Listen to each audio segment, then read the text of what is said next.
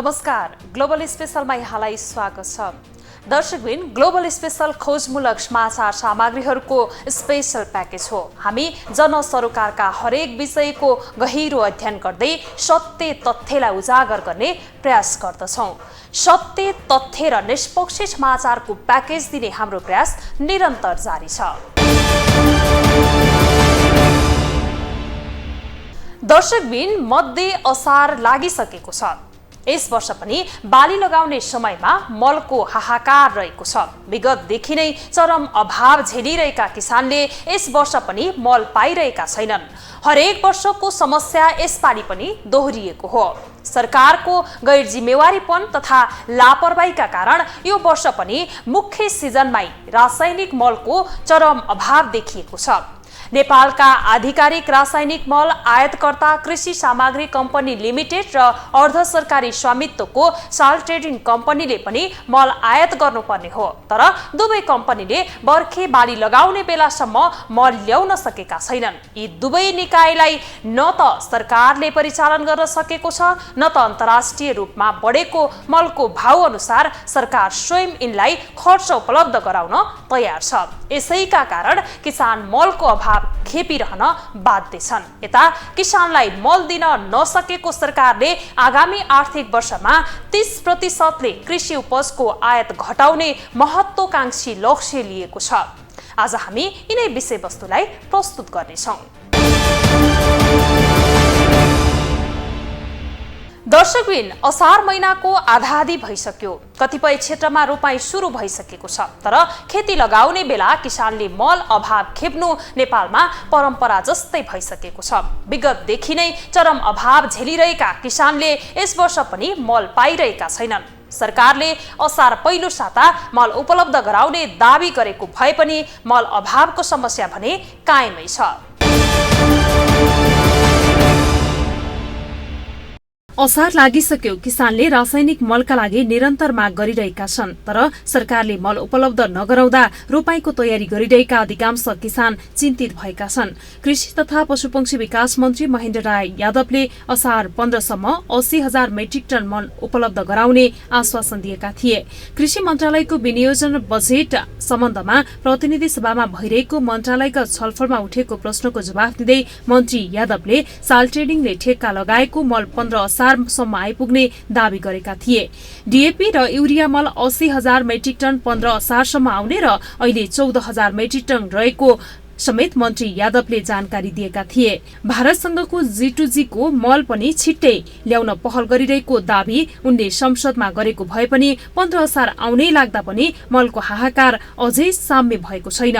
मन्त्री यादवले नेपालमै रासायनिक मल कारखाना खोल्ने तयारी समेत भइरहेको दावी गर्दै आएका छन्।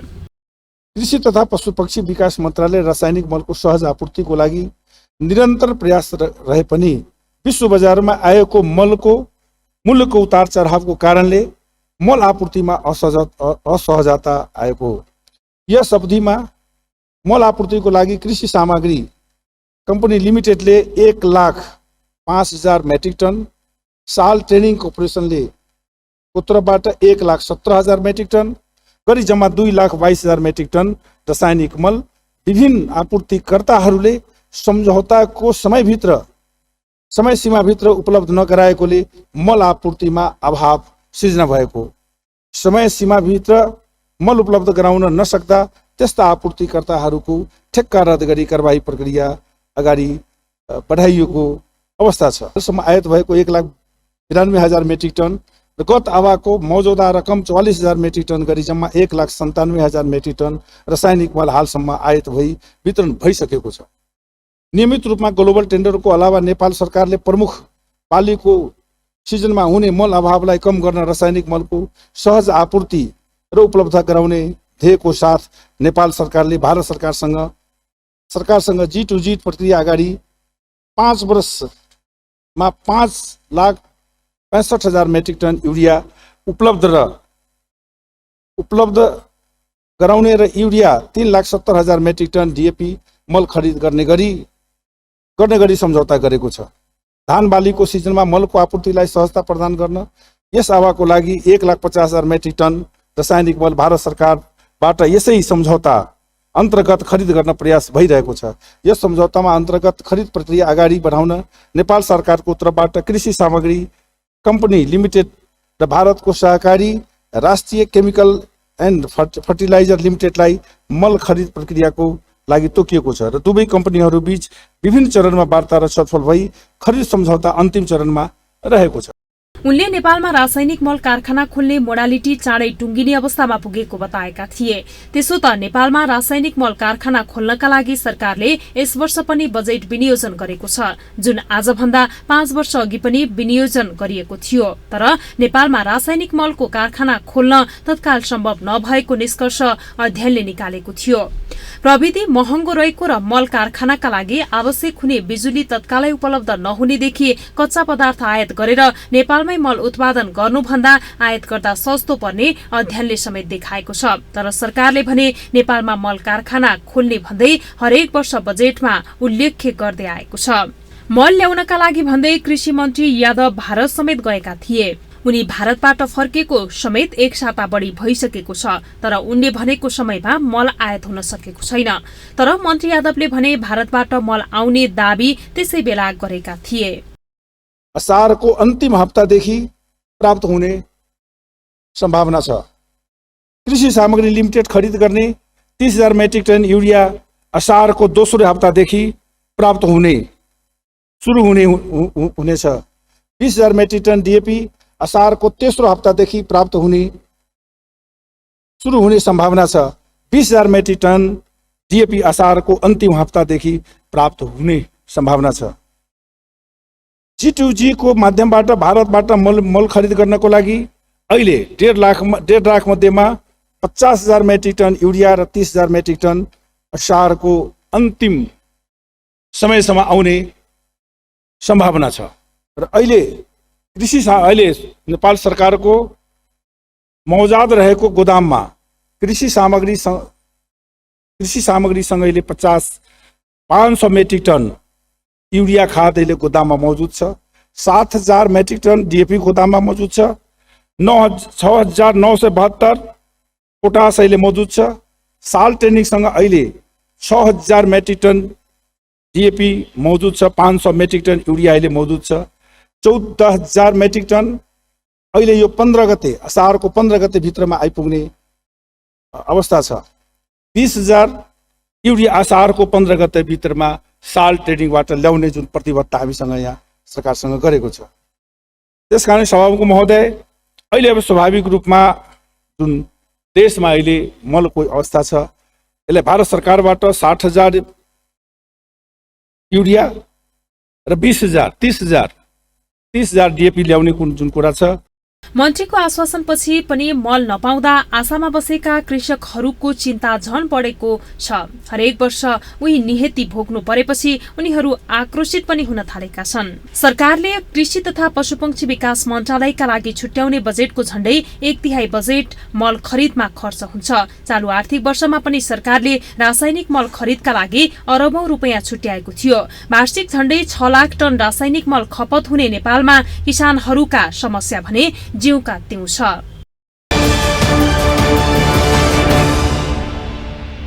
दर्शकबिन, यस वर्ष पनि बाली लगाउने समयमा मलको हाहाकार कायमै छ।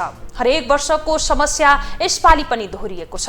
असार पहिलो साता रासायनिक मलको व्यवस्था गर्ने सरकारको दाबी समेत झुट देखिएको छ। किसानलाई मल दिन नसकेको सरकारले आगामी आर्थिक वर्षमा 30% कृषि उपजको आयात घटाउने महत्त्वकांक्षी लक्ष्य लिएको छ।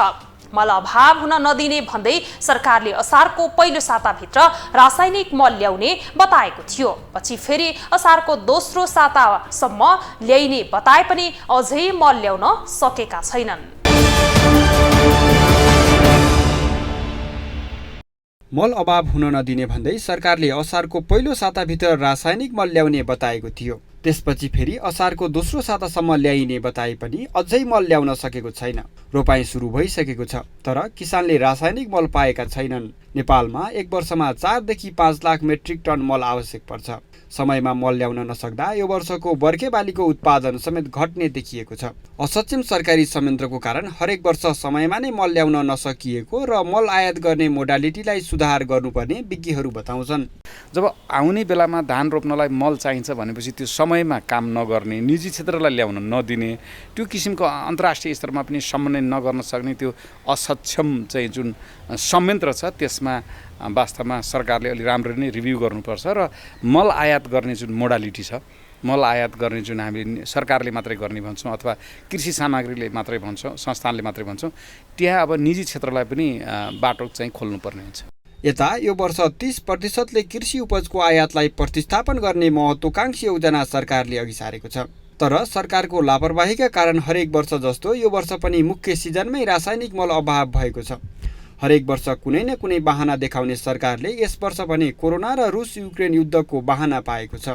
टेन्डर प्रक्रिया पुरा भइसके तापनि करिब 25,000 टन मल हामीले सप्लाई गर्यौँ विगत 3-4 महिना अगाडि नै। त्यसपछि चाहिँ अलिकति अप्ठ्यारो स्थिति आएर यो जुन ग्लोबल क्राइसिसको कुरा हो, हामी मात्र होइन कि सबै संसारमै जस्तो कोभिडका कारणले विभिन्न किसिमका फ्याक्ट्रीहरू बन्दको अवस्था थिए चाइनामा, तर चाइनाले एक्सपोर्ट पनि बेन्ड गर्यो र अरू देशहरूले चाहिँ मलै होल्ड गरेर राखे, रासायनिक मल होल्ड गरेर एक्सपोर्ट नगरिकन राखेको कारणले चाहिँ हामी जस्तो आयात गर्ने देशलाई ठुलो अप्ठ्यारो परेको छ। हामी मात्र होइन, अरू सम्पूर्ण देशमा जस्तो इन्डियामा पनि ठुलो क्राइसिस छ, हामी त्यही क्राइसिस छ।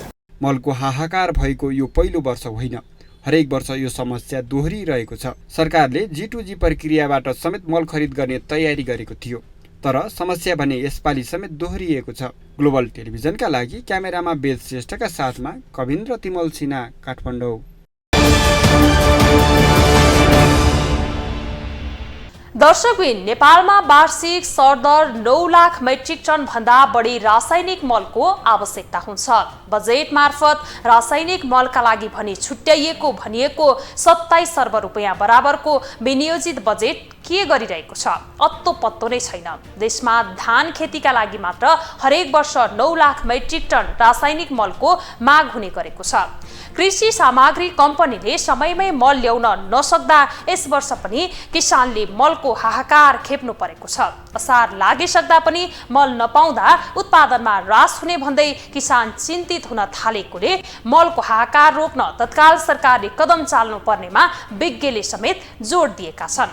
कम्तीमा पनि सरकारले रासायनिक मलमा किसानको पहुँचसम्मको सहजीकरणको भूमिका निर्वाह गरिदिए मात्र पनि किसानलाई ठूलो राहत हुने उनीहरूको भनाइ छ।